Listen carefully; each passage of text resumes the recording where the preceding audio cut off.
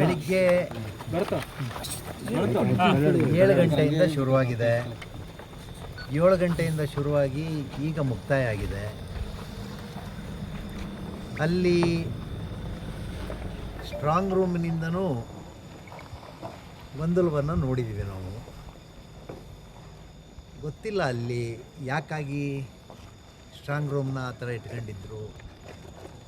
ಅಲ್ಲಿ ಏನು EVM ಇವೆಲ್ಲ ಎಲ್ಲವನ್ನೂ ಇಟ್ಟಿದ್ದಾರೆ, ಮೇನ್ ಡೋರ್ ಲಾಕ್ ಮಾಡಿದ್ದಾರೆ, ಎಲ್ಲವೂ ಸರಿಯಾಗಿ ಮಾಡಿದ್ದಾರೆ.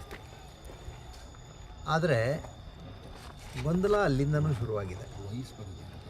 ಗೊಂದಲ ಶುರುವಾದ ಮೇಲೆ ಇಲ್ಲಿ ಬಂದು 9 ಗಂಟೆಗೆ ಎಲ್ಲ 22 ಟ್ರಂಕ್ ಅನಿಸುತ್ತೆ, ಎಲ್ಲ ಟ್ರಂಕ್ಗಳನ್ನು ತೆಗೆದು ಅದರೊಳಗಡೆ ಯಾವ್ದ್ಯಾವ್ದು ಏನೇನಿದೆ ಅಂತ ಹೇಳುವಂಥದ್ದನ್ನೆಲ್ಲವನ್ನು ನೋಡಿ ಲಾಸ್ಟಿಗೆ ಬ್ಯಾಲೆಟ್ಗಳನ್ನು ತೆಗೆದು ಬ್ಯಾಲೆಟ್ಗಳನ್ನು ಎಣಿಕೆ ಮಾಡಿದ್ದಾರೆ.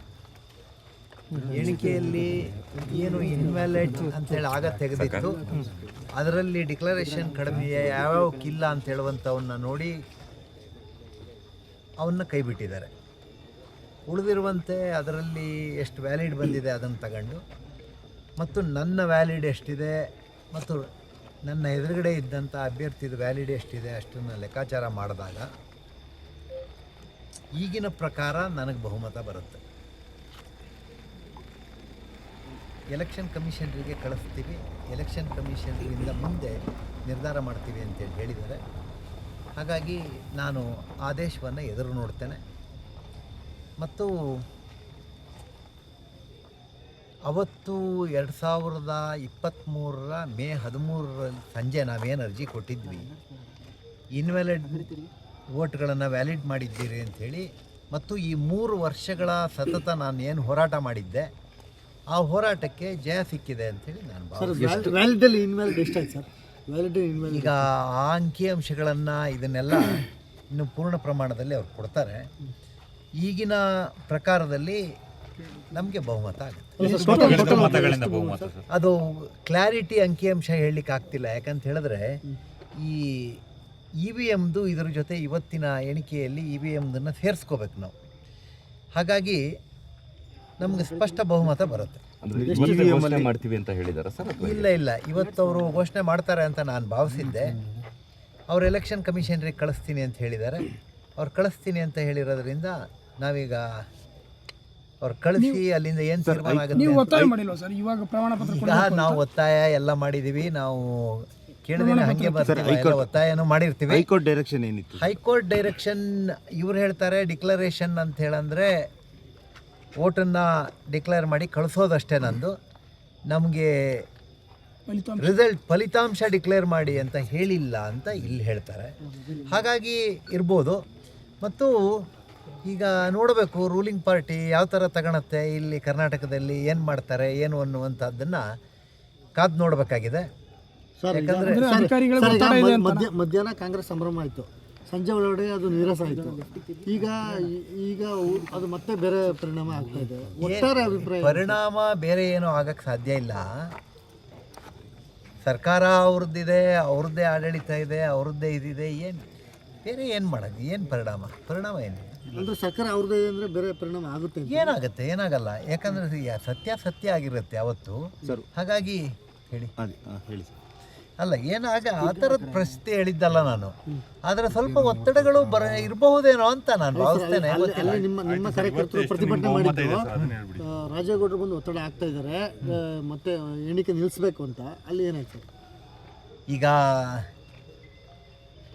ಕೋರ್ಟ್ ಮುಂದ್ಗಡೆ ಇರೋ ಸಬ್ಜೆಕ್ಟು ಸ್ವಲ್ಪ ಕಡಿಮೆ ಮಾತಾಡಬೇಕು ಅಂತ ಕಡಿಮೆ ಹೇಳ್ತಾ ಇದ್ದೀವಿ. ಅದು ಕೋರ್ಟಿನ ವಿಷಯ ಆಗಿರೋದ್ರಿಂದ ಹೆಚ್ಚು ನಾವು ಈ ರೀತಿ ಮಾತಾಡೋದು ಅಷ್ಟು ಸೂಕ್ತ ಅಲ್ಲ. ನೋಡಿ, ಅವರು ಒಂದು ರಾಜಕೀಯ ಪಕ್ಷ ಸ್ವಾಭಾವಿಕವಾಗಿ ಸೋಲ್ತೀನಿ ಅಂದಾಗ ಒತ್ತಡ ಹಾಕ್ತಾರೆ. ಅದೇನು ವಿಶೇಷ ಅಂತ ನಾನೇನು ಅನ್ಕೊಳಲ್ಲ. ಇರುತ್ತೆ ಸ್ವಾಭಾವಿಕವಾದ ಕ್ರಿಯೆಗಳವೆಲ್ಲ.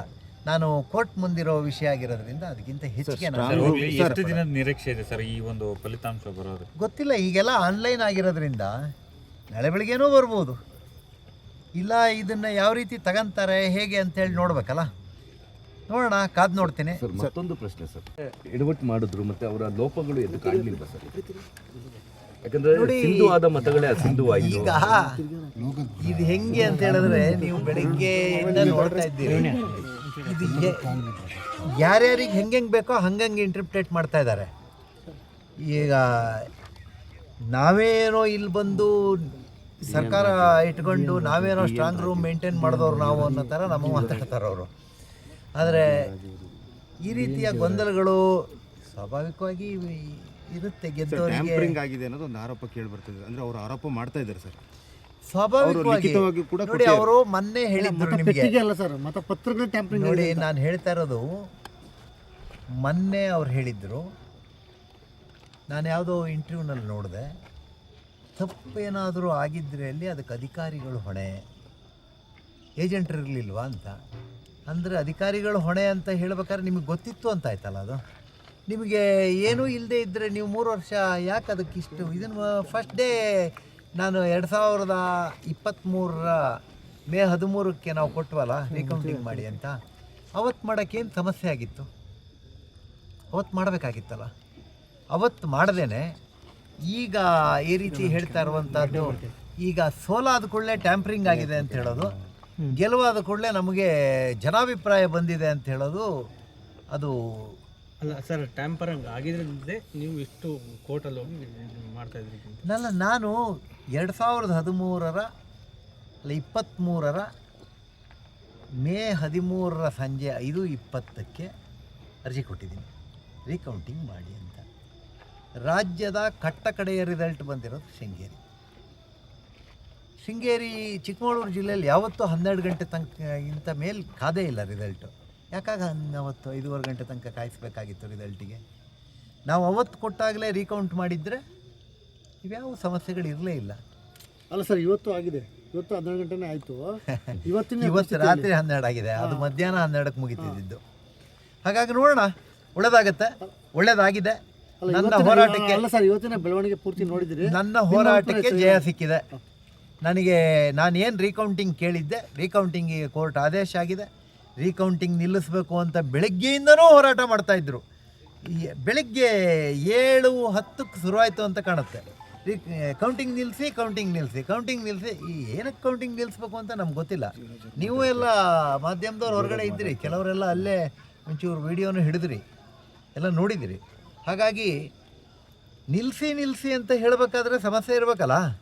ಇಲ್ಲಿದ್ರೆ ಯಾಕೆ ನಿಲ್ಲಿಸಿ ಅಂತ ಹೇಳ್ತೀರಿ? ನೋಡೋಣ, ಇದು ಒಳ್ಳೆದಾಗತ್ತೆ. ನಮ್ಮ ಗೆಲುವು ತಿರಸ್ಕೃತಗೊಂಡಂತ ಮತಗಳಲ್ಲಿ ನಿರ್ಭೀತ, ನಿಷ್ಪಕ್ಷಪಾತ, ವಿಶ್ವಾಸಾರ್ಹ ಸುದ್ದಿಗಳಿಗೆ ಮತ್ತೊಂದು ಹೆಸರಾಗಿರುವ ನ್ಯೂಸ್ 18 ಕನ್ನಡ ಈಗ ಆಪ್ನಲ್ಲೂ ಲಭ್ಯವಿದೆ. ದಯವಿಟ್ಟು ಇಲ್ಲಿರುವ QR ಕೋಡ್ ಸ್ಕ್ಯಾನ್ ಮಾಡಿಕೊಂಡು ಆಪ್ ಡೌನ್ಲೋಡ್ ಮಾಡೋದಕ್ಕೆ ಮರಿಬೇಡಿ. ನಿಮ್ಮ ಬೆಂಬಲ ಹೀಗೆ ಸದಾ ನಮ್ಮೊಂದಿಗಿರಲಿ.